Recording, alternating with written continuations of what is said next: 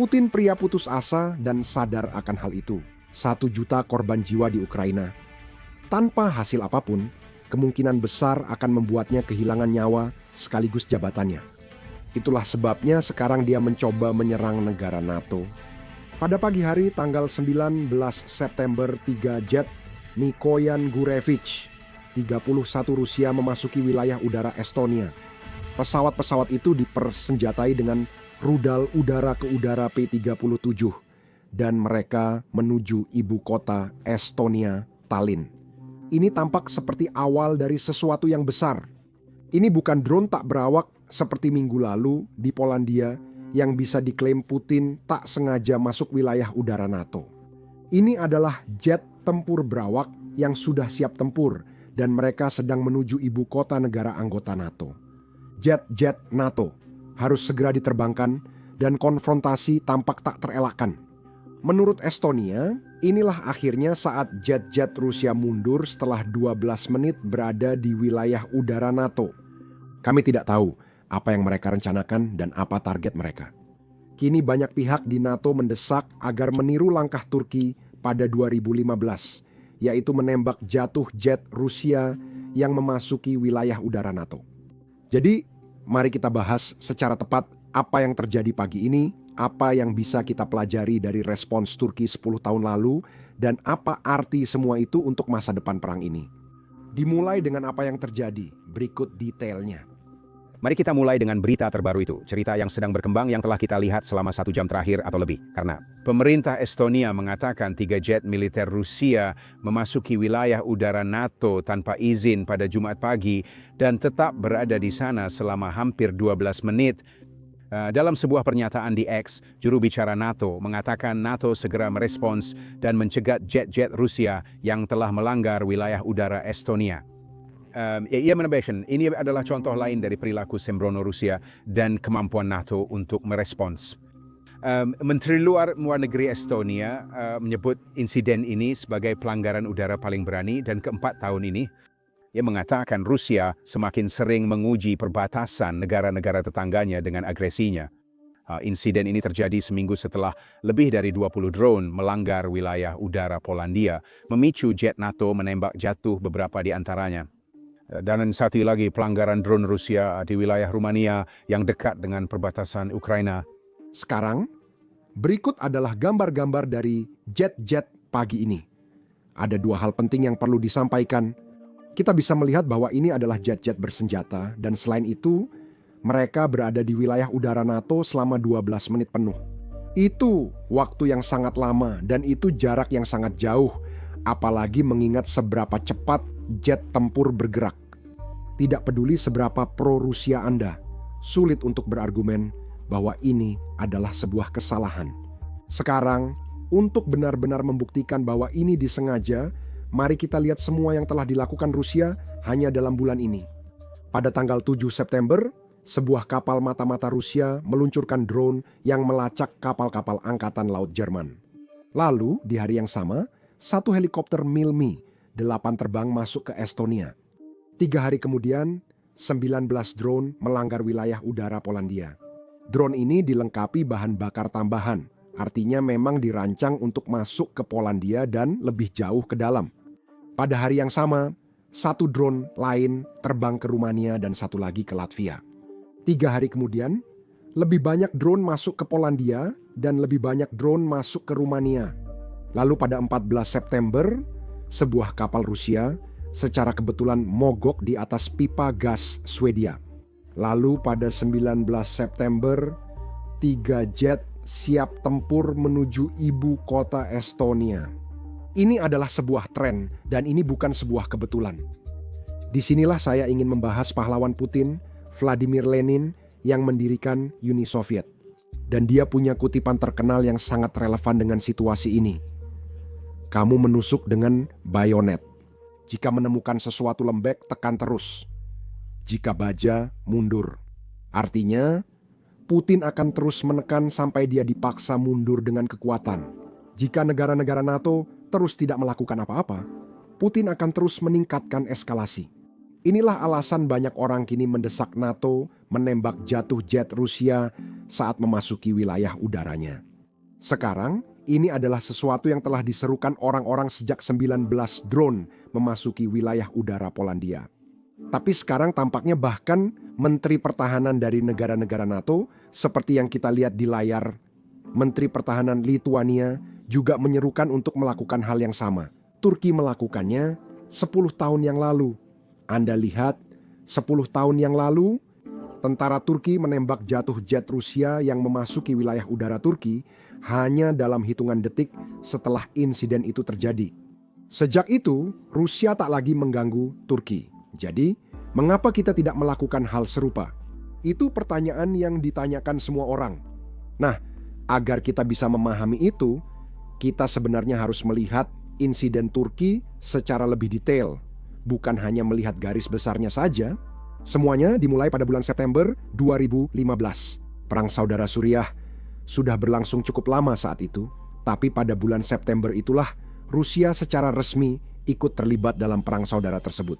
Di pihak mantan diktator Bashar al-Assad, jet-jet Rusia mulai membombardir kelompok pemberontak, termasuk yang berada di dekat perbatasan Turki. Namun, Turki punya kepentingan sendiri. Ankara mendukung berbagai kelompok dengan tingkat yang berbeda-beda dan menentang Assad. Selain itu, Turki sudah memperingatkan bahwa setiap pesawat asing yang melanggar wilayah udara Turki akan dianggap sebagai musuh. Lalu datanglah tanggal 24 November 2015. Dua pesawat Pembom Su-24 Rusia terbang dekat perbatasan Turki saat menjalankan misi di Suriah Utara. Turki menyatakan jet-jet itu melintasi wilayah udaranya selama 17 detik.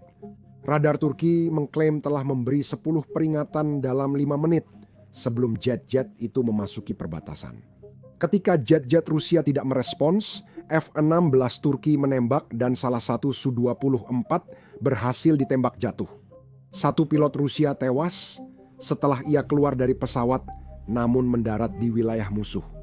Satu pilot Rusia berhasil diselamatkan, namun helikopter penyelamat Rusia diserang saat operasi berlangsung. Putin banyak berbicara besar secara diplomatis setelah penembakan ini dan menyatakan akan memberi sanksi kepada Turki. Dia akan memastikan bahwa Turki diisolasi dari dunia. Dengan pengetahuan masa lalu, kita tahu tidak ada yang benar-benar terjadi. Putin segera sadar dia lebih membutuhkan Turki daripada sebaliknya. Dan di atas itu semua, Rusia tidak pernah benar-benar mencoba hal seperti ini lagi sejak insiden itu. Jadi masuk akal jika orang-orang menyerukan hal yang sama terjadi lagi karena semua orang tahu itu. Rusia merespons kekuatan dan di atas itu semua, kita punya contoh sempurna dengan Turki tentang apa yang terjadi ketika kamu menghadapi Rusia dengan kekuatan. Sekarang penting untuk menunjukkan bahwa para pemimpin NATO tidak berdiam diri. Pasal 4 kembali diaktifkan, kali ini oleh Estonia. Negara-negara NATO kemungkinan akan bertemu di Brussel dan memutuskan langkah selanjutnya. Sekarang, pertemuan seperti ini masih sangat penting, meskipun orang-orang tidak menganggapnya demikian. Itu karena tepat setelah 9/11 pada tanggal 12 September, pertemuan seperti pasal 4 memang terjadi sebelum Amerika Serikat mengaktifkan pasal 5. Sekarang, Amerika Serikat tidak menyebutnya sebagai pertemuan pasal 4, tapi tujuannya sama. Semua pemimpin bertemu dan memutuskan langkah selanjutnya, lalu pasal 5 diaktifkan. Sekarang, dalam situasi ini, sangat kecil kemungkinannya pasal 5 akan diaktifkan hanya karena wilayah udara dilanggar. Bagaimanapun juga, pasal 5 memang mensyaratkan adanya serangan oleh musuh asing terhadap wilayah anggota. Itu tidak terjadi.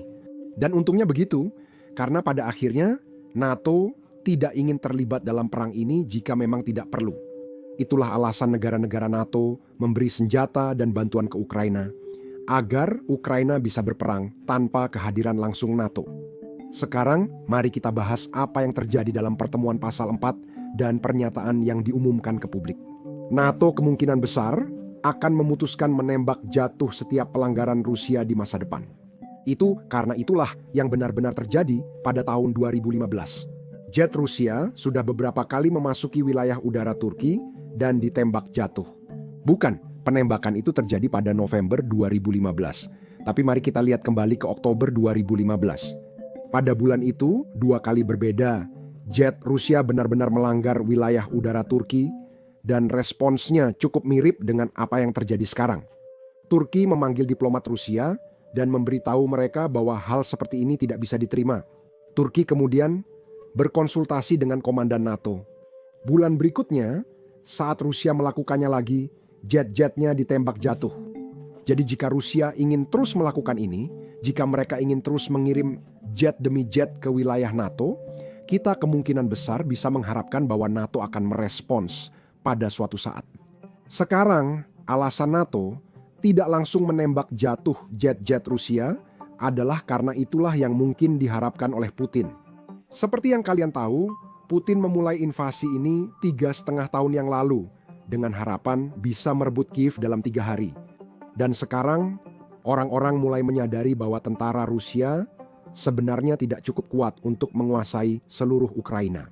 Putin ingin membingkai ulang perang ini sebagai melawan agresi NATO, sehingga ia terus mendorong batas-batasnya.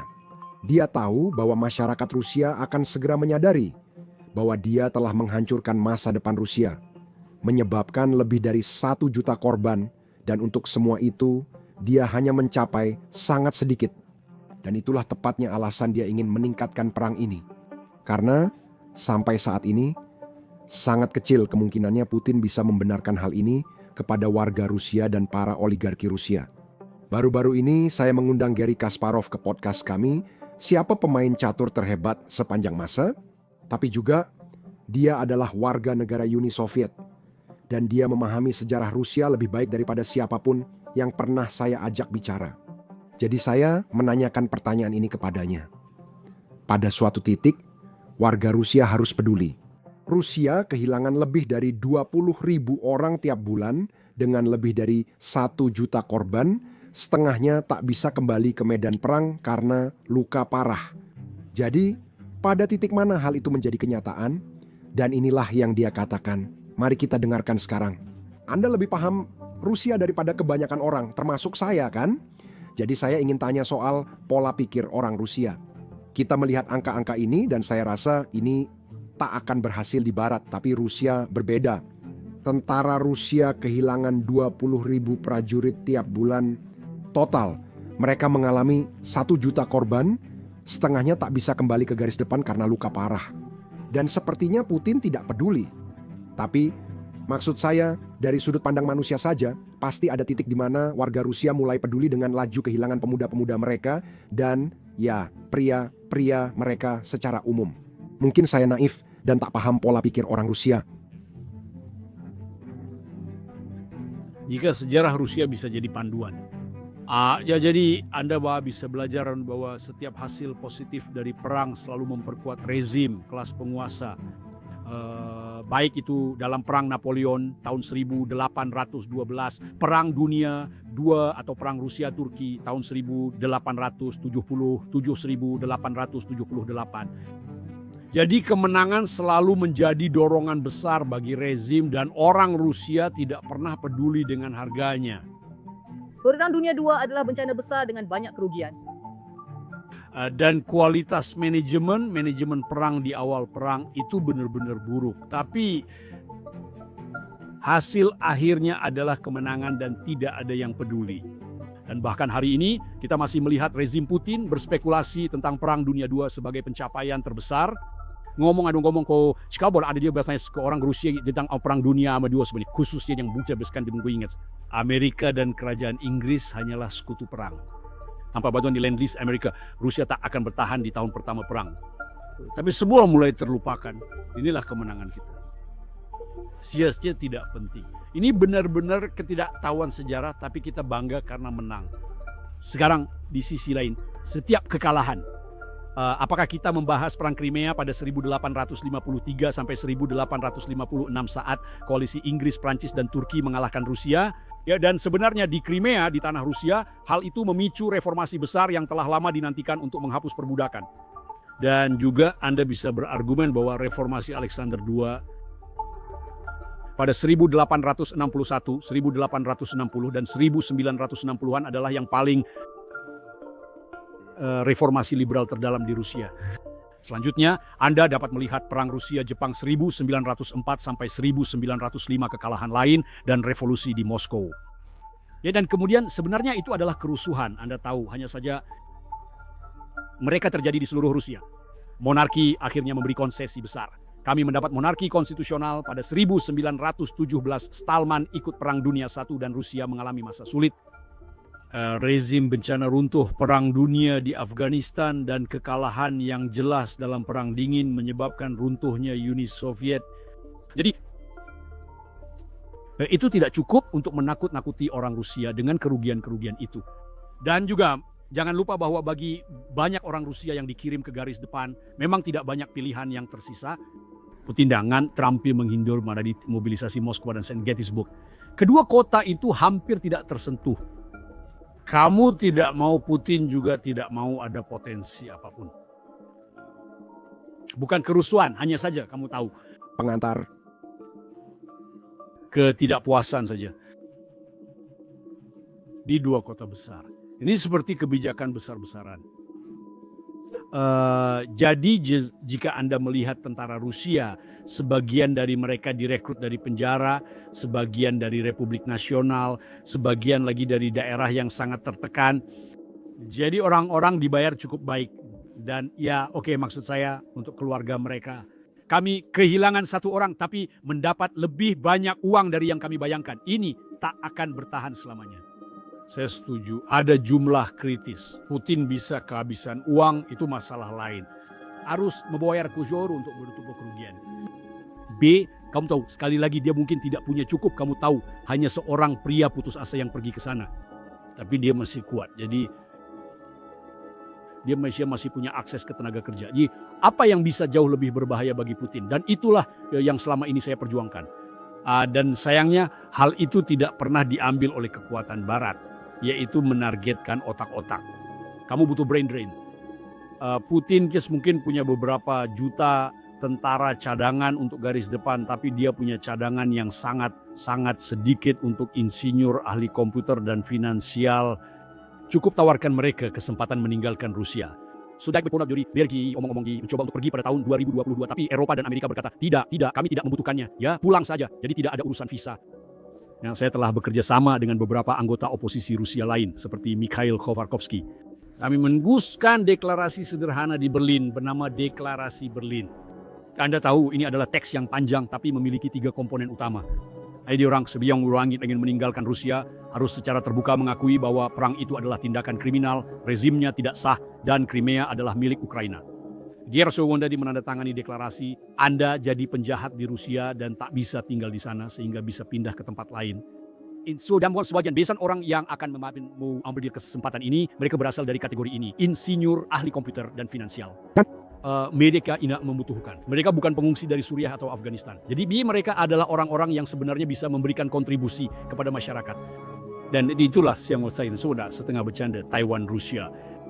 Jadi bagaimana kalau kita ambil saja orang-orang ini dan melemahkan mesin perang Putin? Karena Anda butuh insinyur, mungkin itu sebabnya. Beberapa ratus ribu orang seperti itu. Dan mesin perang Putin juga akan berhenti. Tapi Cio akan bekerja dengan efisiensi mematikan yang sama. Tidak, itu sudah pasti. Tapi untuk melakukannya, bagi Anda perlu menetapkan tujuan strategis demi memenangkan perang. Seperti kata Winston Churchill, terima kasih sudah membawanya. Ini kemenangan sama saja, tidak masalah. Tujuan kita hanya satu, kemenangan. Baik Biden, Trump maupun pemimpin Eropa, tak ada yang mau menyebut kata kemenangan. Tolong saja, kau tahu bagaimana kita bisa keluar dari kekacauan ini. YouTube baru saja membuat pengumuman yang mengejutkan. Mereka membayar kreator sebesar $64 juta per hari. Kenapa? Ya, karena YouTube tidak punya cukup kreator. Itulah mengapa kamu melihat video di beranda yang penontonnya kurang dari 1.000 seperti yang satu ini. Tentu saja ini bukan berarti semua orang harus mulai membuat channel. Tapi kalau kamu pernah berpikir untuk memulai channel YouTube atau channel tanpa wajah, sekarang adalah waktu yang tepat. YouTube membayar para kreator jutaan dolar setiap hari, dan sekarang lebih dari sebelumnya, YouTube mendorong channel-channel baru dan kecil. Tapi saya yakin kamu punya banyak pertanyaan tentang bagaimana cara memulai dan mengembangkan sebuah channel. Kami sering menerima pertanyaan di email kami dari beberapa dari kalian. Karena itu, kami menggabungkan semua saran YouTube kami dalam satu video gratis. Jadi jika kamu tertarik untuk memulai channel sendiri, kamu bisa menonton video itu di YouTube dengan mengklik tautan di deskripsi atau kartu di layar kamu.